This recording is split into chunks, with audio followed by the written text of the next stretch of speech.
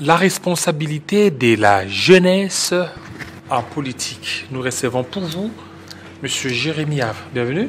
Merci, M. David Kilolo. Voilà, merci beaucoup. Vous êtes président exécutif du Nouvel Élan. Évidemment. Parti de Adolphe Mouzito. Le parti Cher Excellence Adolphe Mouzito, actuellement vice-premier ministre, ministre du Budget. Et pour le compte du Haut-Katanga. Voilà, compte au Katanga. Et vous êtes aussi écrivain?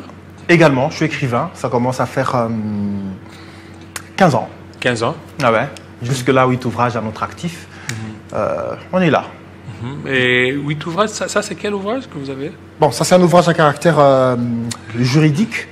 Il parle de la réforme de la procédure du recouvrement forcé parce que je suis également conseiller juridique de l'INBP en province.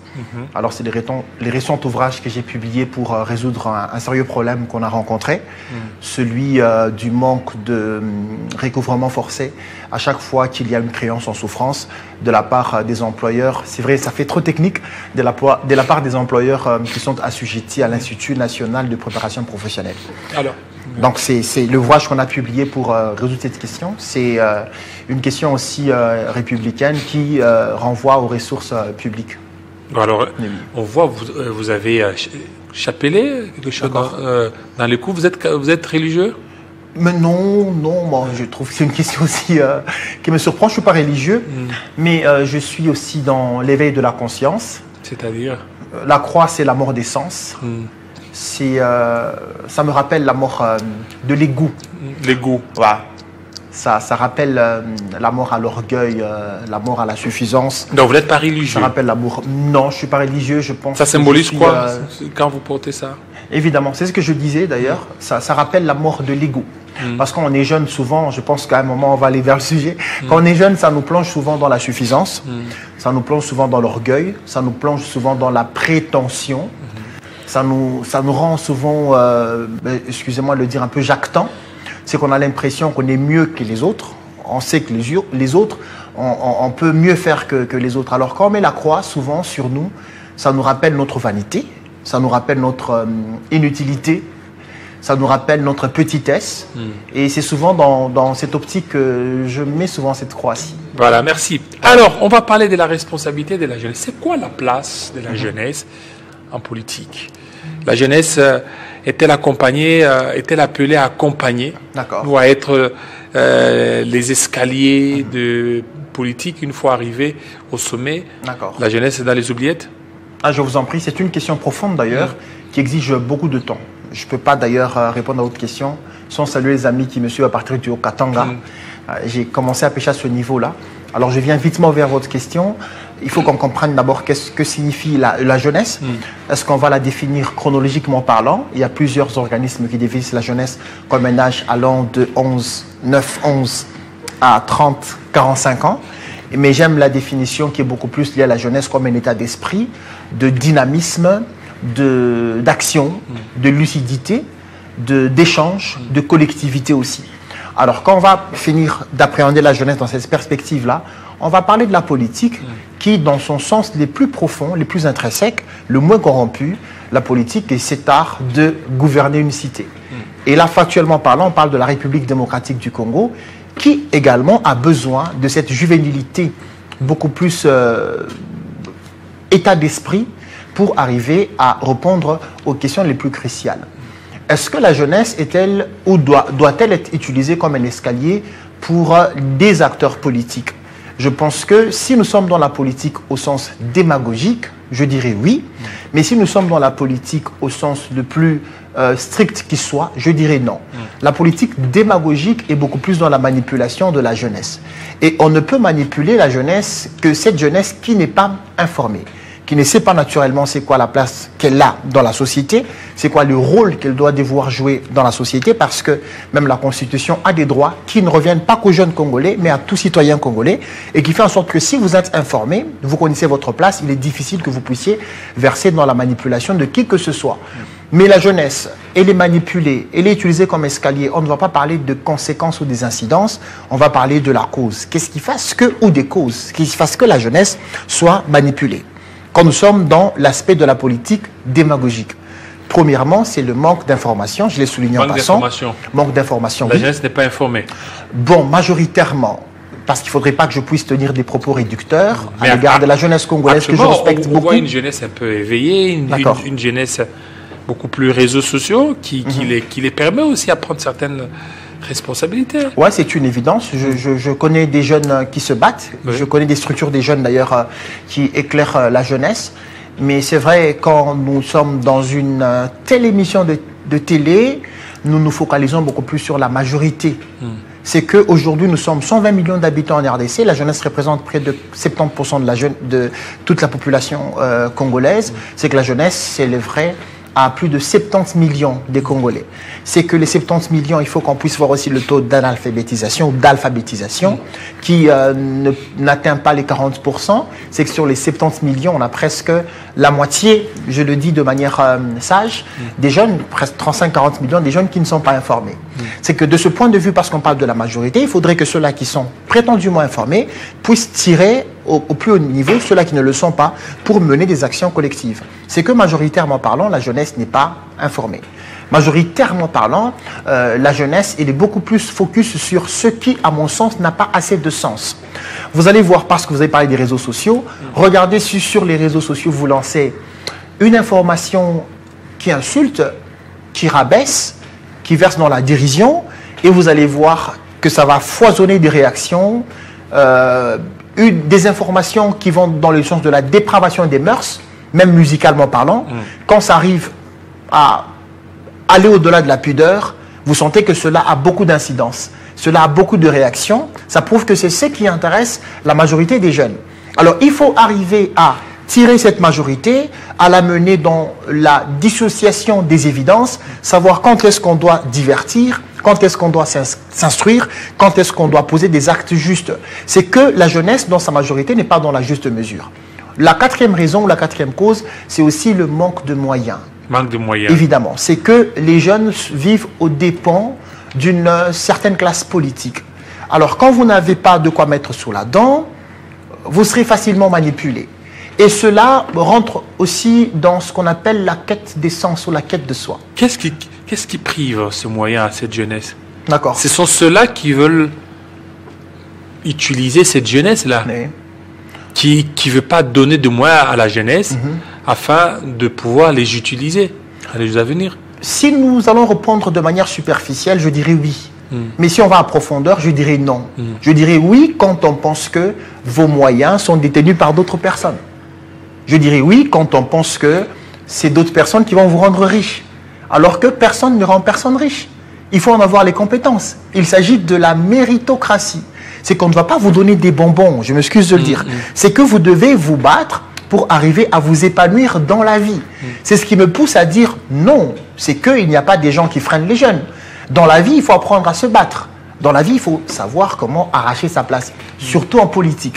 Alors, pour dire naturellement que la majorité des jeunes se retrouvent dans la nonchalance, dans la procrastination, dans le statu quo, dans l'attentisme, dans la superstition. Dieu va faire, Dieu va agir. Et il y a plus de jeunes qui sont dans cet attentisme-là, qui fait en sorte que leur situation financière ou économique est moisie. Mais il y a une bonne partie des jeunes qui a compris naturellement cette petite partie qu'il faut se lever le matin, poser des actes justes. Il ne suffit pas de travailler beaucoup, mais il faut travailler stratégiquement, savoir quoi faire à quel moment. C'est que ce sont là les facteurs qui amènent les jeunes soit à compter sur des individus, des gens, pour qu'ils puissent s'épanouir dans la vie, mais d'autres à se lever, se battre, et ils s'épanouissent, nous les connaissons, nous les voyons.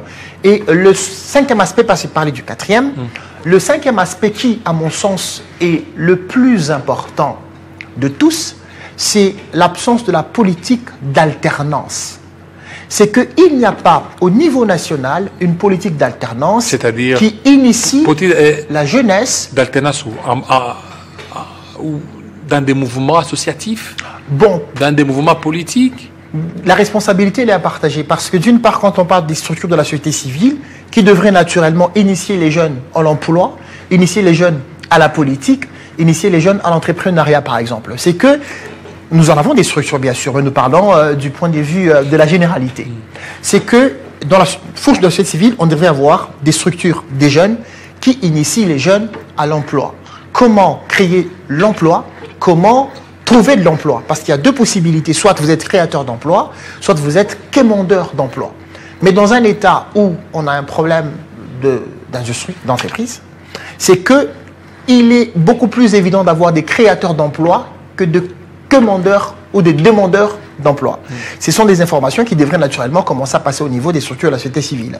C'est qu'il faudrait aussi initier les jeunes à l'administration publique. Pas des recommandés, pas des gens qui vont débarquer naturellement. Initier les jeunes à comment, par exemple, gérer une commune, comment gérer une mairie, comment gérer un gouvernorat. C'est qu'il ne faut pas seulement qu'on soit un parti politique pour en parler. Ça devrait déjà cette politique d'initiation et d'alternance, parce que ce sont des jeunes qui vont devoir remplacer ceux-là qui sont déjà administrateurs dans différentes structures de l'État. Il faut que ces jeunes puissent avoir non seulement de l'expérience, parce que l'expérience vient avec l'exercice, mais de l'information. Et de l'autre côté, nous avons des partis politiques qui, naturellement, ne devraient pas avoir des lieux de culte de personnalité. D'ailleurs, à ce niveau-là, je ne le dis pas parce que je suis du Nouvel Élan. Vous savez que le Nouvel Élan est le seul parti politique qui publie les tribunes. C'est que nous sommes dans la politique de la proposition des alternatives, dans la politique non seulement scientifique, mais dans la politique intelligible. Et nous en faisons des débats au sein du parti pour savoir, par exemple, quand on parle du PIB, ça veut dire quoi? Produit intérieur brut. Ça veut dire quoi? Produit national brut. Ça veut dire quoi? La dépréciation, la dévalorisation monétaire. Ça veut dire quoi? L'inflation. Ça veut dire quoi? La loi de l'offre et la demande. Actuellement, par exemple, l'économie supposément serait en train de se dédollariser. Ce qui n'est pas le cas, c'est seulement l'appréciation du franc congolais par rapport au dollar. C'est que savoir comment apporter toutes ces nuances-là au milieu des jeunes par les truchements des partis politiques. Partis politiques discutent par exemple de la Constitution de la République. C'est quoi cette Constitution-là? Qu'est-ce qu'elle veut? Comment est-ce qu'elle organise les institutions de l'État? Ça serait ça des débats importants qui se tiendraient au niveau de partis politiques et qui initieraient les jeunes à la vie politique de la manière la plus factuelle qui soit. Et le dernier facteur, vous avez posé une question en passant, c'est, excusez-moi de le dire, des antivaleurs telles que la religiosité des évidences factuelles. C'est qu'on va tout ramener à Dieu. C'est qu'on va tout ramener à des croyances superstitieuses.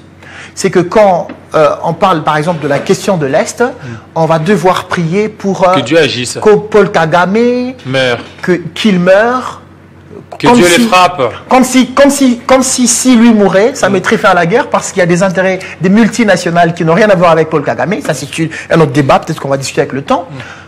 On va être superstitieux au lieu d'agir.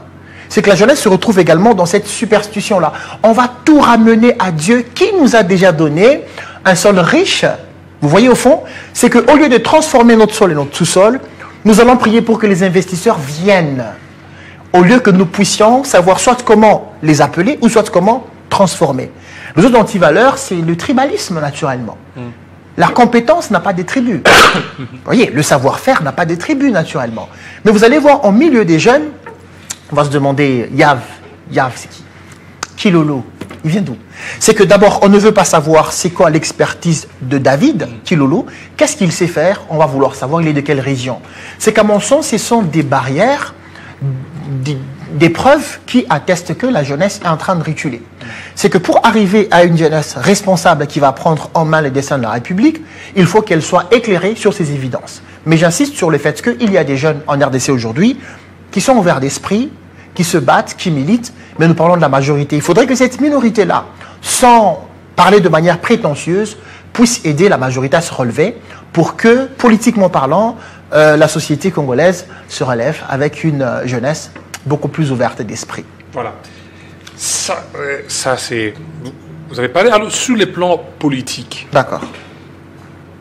Quelle sera maintenant la place de cette jeunesse? D'accord.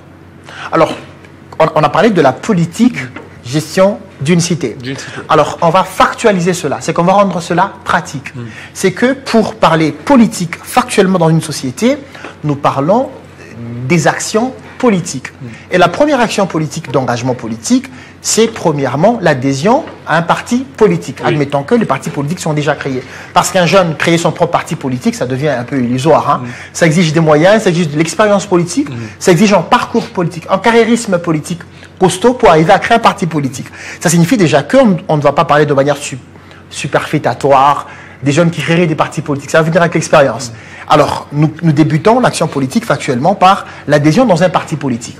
C'est que tout jeune qui doit s'intéresser à la politique doit adhérer dans un parti politique. Et c'est vrai, il y a une sorte de cacophonie d'imbroglio au sein de la classe politique congolaise. On a plus de 1000 partis politiques par moment avec des idéologies diverses, mais dans une même famille politique. C'est un autre débat. Mais quant aux jeunes, savoir quel est le parti politique qui répond à ses aspirations. Est-ce que c'est un capitaliste? C'est un sociodémocrate? Est-ce que c'est un unitariste? Est-ce que c'est un fédéraliste? En quoi il croit? Est-ce qu'il croit au développement à la base? C'est que par des entités territoriales décentralisées qui ont une autonomie de gestion totale, dans une certaine mesure, est-ce qu'il pense qu'il faudrait que le pouvoir soit centralisé, que tout parte de la capitale vers les provinces et puis les petites entités jusqu'au quartier? Si il a des convictions, il va devoir côtoyer maintenant les partis qui sont fédéralistes, les partis qui sont unitaristes ou les partis qui sont dans l'entre-deux pour y adhérer et commencer à joindre son inspiration politique à l'action politique par les truchements de son adhésion dans un parti politique qui arrive à convenir à ses convictions. C'est la première action. La deuxième action passe par les élections. C'est que si vous ne voulez pas adhérer dans un parti politique pour exercer la politique active afin d'échanger les desiderata de la société, agissez plutôt par les truchements des élections. On ne va pas directement aller vers les élections, on va parler par exemple des actions référendaires qui ont lien à la Constitution, dans sa révision ou par des pétitions ou quoi que ce soit. C'est que vous vous intéressez à tout ce qui peut toucher à la vie publique par les truchements des institutions. Naturellement, vous pouvez aller dans la votation par les truchements des élections. Vous voulez de tels profils comme candidat député, candidat président de la République. Aujourd'hui, grâce d'ailleurs au gouvernement et aux efforts institutionnels, nous avions eu à voter même pour les conseillers municipaux. Quel est le profil du conseiller municipal que vous voulez dans votre commune? Ça devient encore plus près de vous. C'est que si vous ne voulez pas adhérer dans un parti politique, au moins votez pour le profil qui vous convient. Là, ça signifie que vous participez à l'amélioration de la société. Pourquoi je dis cela? Parce que si la jeunesse se coupe de ses actions politiques, cette dernière, la politique, au sens le plus démagogique qui soit, ou les plus monstrueux, sera prise en otage par un club d'amis ou par un groupe de personnes. Pourquoi? Parce que la jeunesse se résigne. La jeunesse refuse de s'engager. C'est qu'elle doit s'engager par la votation ou encore par l'adhésion dans un parti politique.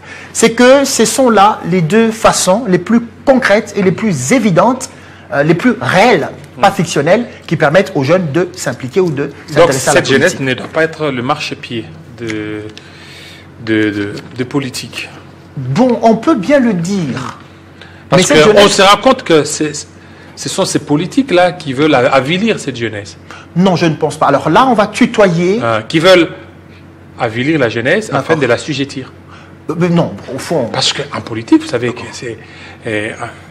la politique, c'est l'art aussi de l'impossible. Bon, évidemment, vous savez... Tout le monde voudra utiliser ses moyens pour arriver à ses fins. Absolument. Je ne voudrais pas qu'on soit là à tutoyer des gens, peut-être dans une sorte d'appréhension superficielle.